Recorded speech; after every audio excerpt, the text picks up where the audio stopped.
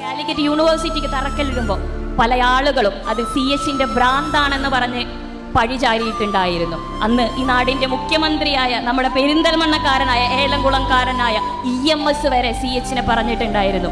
വെറും ഭ്രാന്ത് മാത്രമാണ്, CH മുഹമ്മദ് കോയയുടെ ഒരു ഭ്രാന്ത് മാത്രമാണ് കാലിക്കറ്റ് യൂണിവേഴ്സിറ്റി, അതിന്റെ ആവശ്യകത ഇല്ല ഈ നാട്ടിലെന്ന്.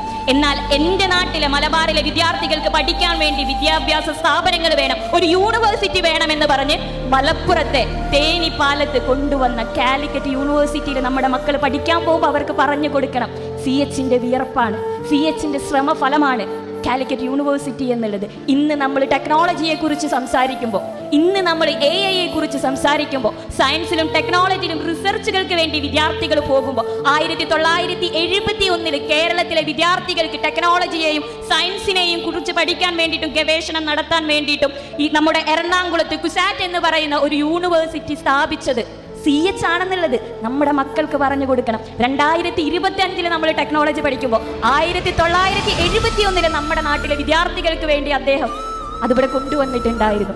ഇങ്ങനെയുള്ള ദീർഘവീക്ഷണമുള്ള നേതാക്കളാണ് മുസ്ലിം ലീഗിലുള്ളതും അവരാണ് MSF എന്ന വിദ്യാർത്ഥി സംഘടനയെ പടുത്തുയർത്തിയിട്ടുള്ളതും. പഠിക്കാൻ പറഞ്ഞത്, വിദ്യാർത്ഥികളോട് പഠിക്കാൻ പറയുന്ന വിദ്യാർത്ഥി സംഘടന MSF ആണ്.